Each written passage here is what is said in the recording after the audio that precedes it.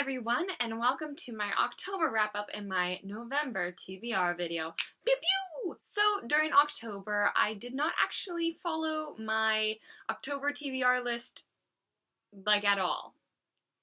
I actually finished my October TBR video, and I had just finished a book that day, and I was like, what am I going to read next? And I was going through all of the kind of, spooky books that I had picked out earlier that I wanted to read for October, and I was like, I'm not really feeling any of these. So I then went into my sister's room and I was like, Kate, give me a happy book to read. So without further ado, I am going to go into the books that I read in October. So the first book that I read in October was The Raven Boys by Maggie Stiefvater. So I read this book at the very beginning of the month. I actually read it in about 3 days, I want to say, and it was really good. It was so addictive. I loved it so much. Give this book 4.5 out of 5 stars. It was really good. I keep saying that because it's true. And I really wanted to start the next book right away. What blew me away most was Maggie's writing. It was impeccable and I just got lost so quickly within this novel. And yeah, let me tell you a little bit about this book. So this book follows a girl named Blue, and she gets mixed up with the Raven Boys, who are these boys from a preparatory school and they are in search of a Celtic king, and they kind of go on this mystical mystery with each other. And this actually was kind of Halloweenish, and I would definitely recommend reading it around Halloween. I've said that before in my previous video. It had elements of mysticism and fantasy, and it was just really good. Oh my goodness.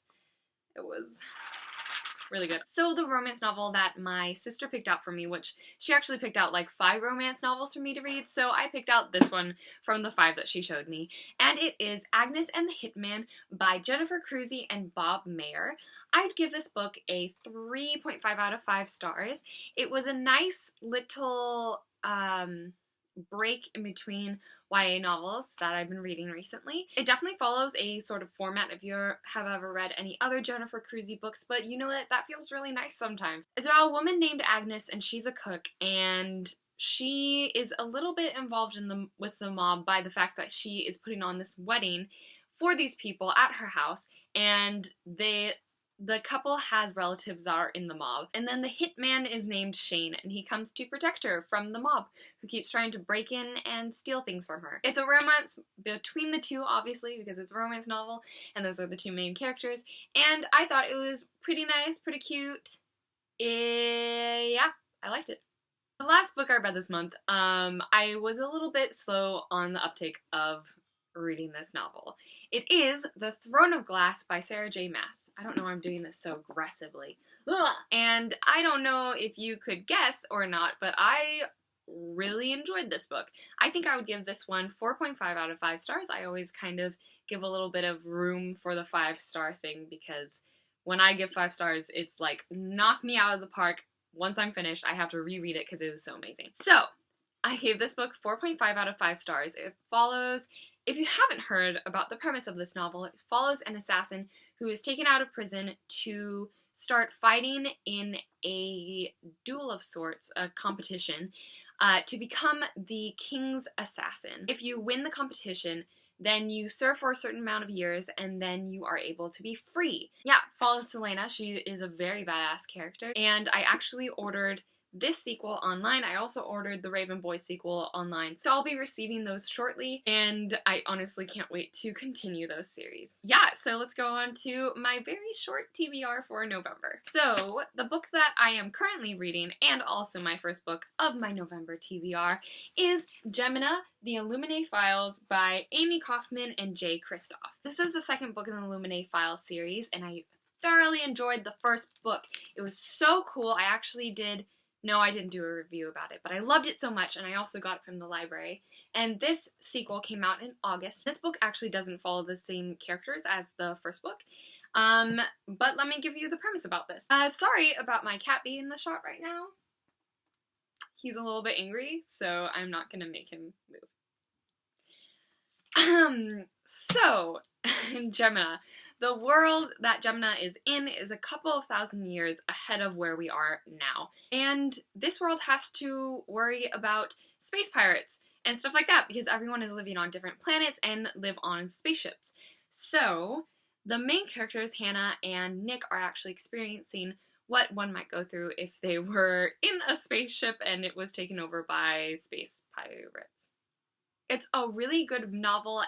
So far, I want to say about 200 pages into it, and it's really good. Even though this is a pretty thick book, I get through it pretty quickly because the pages aren't completely full of text. There are like files, there are IMs, emails, webcam footage, like dictation of what's happening in the webcam footage. It's pretty cool, and I would highly recommend this book or this series if you have not picked it up yet. I'm really excited to read this month. The second and last book that I'm going to be reading in the month of November that I actually might not be able to finish until December is The Dragonfly Amber by Diana Gabaldon.